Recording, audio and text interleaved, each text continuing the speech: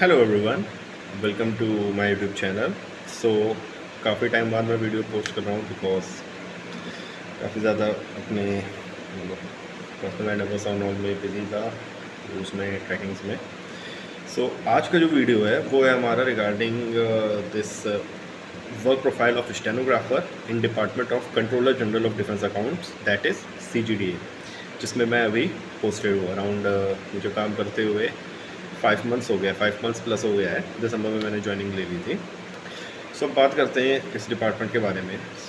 जैसा कि आपको बताया, CGDA which is controller general of defence account, इसमें क्या है ना, आपको डिफरेंट डिपार्टमेंट्स, इट्स लाइक एक हायरार्की है CGDA, जिसके नीचे में अंडर में डिफरेंट काइंड ऑफ डिपार्टमेंट्स है, like PCDA, principal controller of defence account, CDA, pay accounts office, and AOG, MES।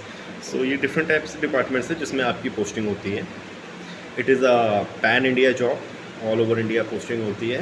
But अगर कोई ऐसा है जिसको होम पोस्टिंग चाहिए तो उसके लिए भी ये डिपार्टमेंट सही है। बिकॉज अगर आपके घर के आसपास में कोई भी कमांड सेंटर है या कोई भी डिफेंस से रिलेटेड कोई ऑफिस है जो पेमेंट्स एंड ऑल को देखता है, तो आप अपने होम पोस्टिंग पा सकते हो। बेसिकली ट्रांसफ़र का रूल क्या है इसमें कि जो स्टेशंस हैं उनको 3 कैटेगरीज में डिवाइड किया गया है। First is hard station, second is tenure station, and third is peace station. Hard station, वहाँ पे आपका टेन्योर 2 इयर्स का रहता है।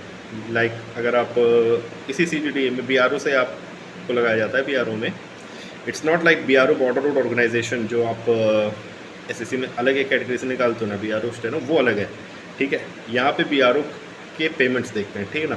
सो वो ना समझ लेना कि उस BRO से रिलेटेड है। सो अगर आप BRO में लगाए जाते हो तो वहाँ पे 2 इयर्स का टेन्योर है। लाइक नॉर्थ ईस्टर्न साइड में मोस्टली जगहों पे 2 इयर्स का टेन्योर है, या श्रीनगर एंड ऑल में जाते हो जम्मू कश्मीर के साइड में, तो वहाँ का 2 ईयर के आपका टेन्योर होने के बाद में आपसे प्रेफरेंस मांगी जाती है 3 स्टेशंस की, और उसमें जो वैकेंसी रहती है वहाँ पे आपको पोस्टिंग मिल जाती है। सेकंड इज़ टेन्योर स्टेशंस, वो आप कह सकते हो हार्ड स्टेशंस और पीस स्टेशंस के बीच में होते हैं कि लाइक बहुत ज़्यादा फैसिलिटीज़ भी आपको प्रोवाइडेड नहीं होती, लेकिन बहुत ज़्यादा हार्ड स्टेशन भी होता है। मतलब इट्स लाइक मीडियम लेवल का ओके, जहाँ मैं भी अभी करेंटली फरुखाबाद में हूँ। So it is also a tenure station. यहाँ पे आपको 3 इयर्स की अपनी सर्विस करनी होती है, and after the 3 years of service फिर से वही सेम चीज़ है, आपसे आपके प्रेफरेंस मांगे जाते हैं।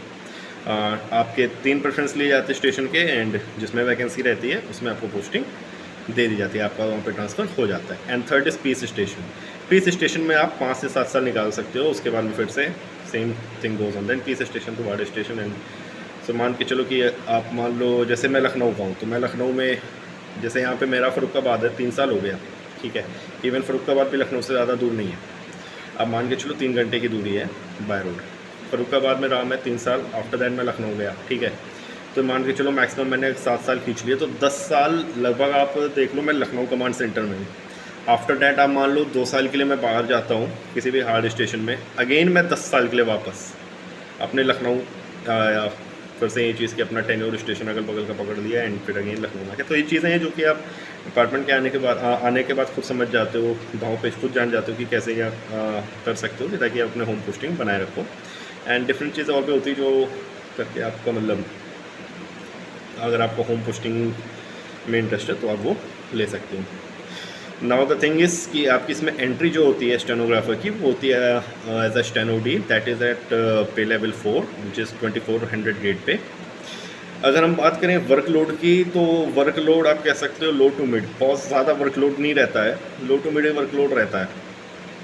काम आपके ऐसे ही होंगे कि मान लो दिन भर में अगर आपकी टोटल सिटिंग होगी तो 2 से 3 घंटा, बहुत ज़्यादा खिंच गया तो 4 घंटा, इससे ऊपर की सिटिंग नहीं रहती है। मतलब बहुत ही रेयर केस होता है कि यार चलो मान लो कुछ काम बहुत ही ज़्यादा वैसा आ गया तो आ गया, नहीं तो अब मान के चलो दिन भर में 3 घंटा 4 घंटा, दैट इज़ सफिशिएंट कि आप उस डेली वर्क को अपना करते रहो। सो वर्कलोड कुछ ज़्यादा नहीं है इस डिपार्टमेंट में। आती है बात की ऑफिस और स्टाफ का क्या है, तो देखो हर जगह पे वेराई तो करता है, बट आप मोस्टली मान के चलो कि यहाँ का ऑफिस एंड स्टाफ बहुत ज़्यादा आपको सपोर्टिव ही रहेगा।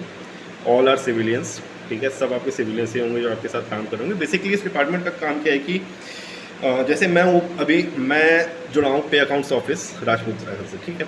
तो जो आर है, ठीक है, उनके पेमेंट्स एंड ऑल, उन सबको ये चीज़ें अलाउंसेस हो गई, तो उन चीज़ों को ये ऑफिस देखता है, ठीक है। उसमें क्या पास होना है, कितना पास होना है, ऑडिट होता है कि कितना पैसा जाना है, कितना पैसा एक्स्ट्रा चला गया है, तो वो कितना कट करना है, नेक्स्ट सैलरी से डिडक्शन करने हैं, पेंशन्स के एंड ऑल के। सो ये चीज़ें देखी जाती हैं। सो बेसिकली ये काम ही होता है हमारा। तो आप उसमें आर्मी से अटैच हो, नेवी से अटैच हो, या फोर्स में किसी भी उसमें डिपार्टमेंट से लगे हो, तो बेसिक काम आपका यही रहता है। और इसमें सब सिविलियन से, जैसा मैंने कहा, सब आपका सिविलियन से स्टाफ रहेगा पूरा। अब बात आती है हमारी प्रमोशन की। सो स्टेनो से पीए जाने में आपको लगभग 10 ईयर्स लगता है, and after that PA to then अपना वही cycle PS, senior PS, PPS and all चलता है। बट इस डिपार्टमेंट का एक फ़ायदा ये है, वो है आपका डिपार्टमेंटल एग्ज़ाम, जिसके लिए आप एलिजिबल हो जाते हो after the 2 years of service. मतलब आपका जब प्रोबेशन कंप्लीट हो जाएगा, उसके बाद में आप एलिजिबल हो इस एग्ज़ाम को देने के लिए। 2 ईयर्स का प्रोबेशन हर डिपार्टमेंट में लगभग होता है। एसएएस में क्या है, एसएएस आपका 2 पार्ट में होता है, पार्ट 1 एंड पार्ट 2। पार्ट 1 अगर आप क्वालिफाई कर ले जाते हो, then you are eligible to become auditor. Part 2 आप क्वालिफाई कर जाते हो, then you become eligible for the post of assistant accounts officer, AA।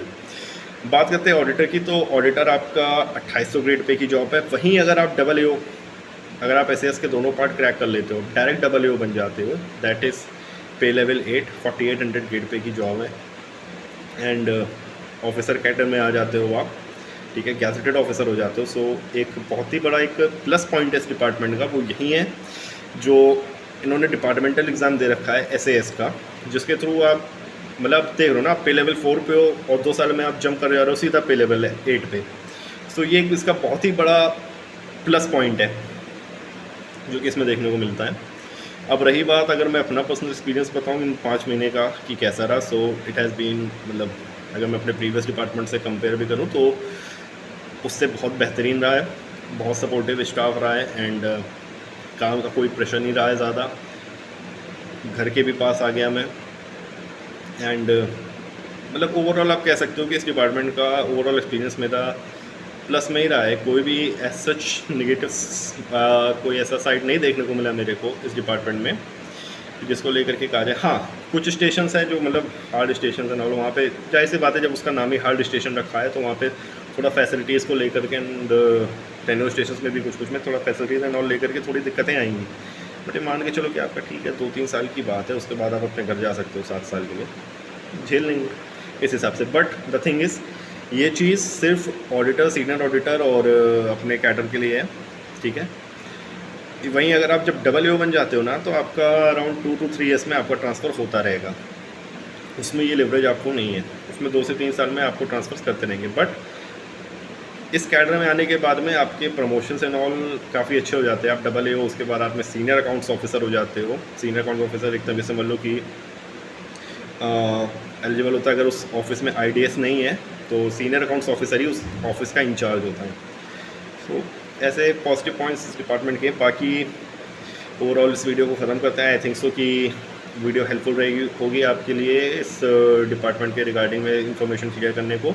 Still अगर आपके दिमाग में कोई भी क्वेश्चन है regarding this department, you can ask in comment section, और जैसे मैं फ्री रहूँगा आपको रिप्लाई कर दूँगा। So thank you very much.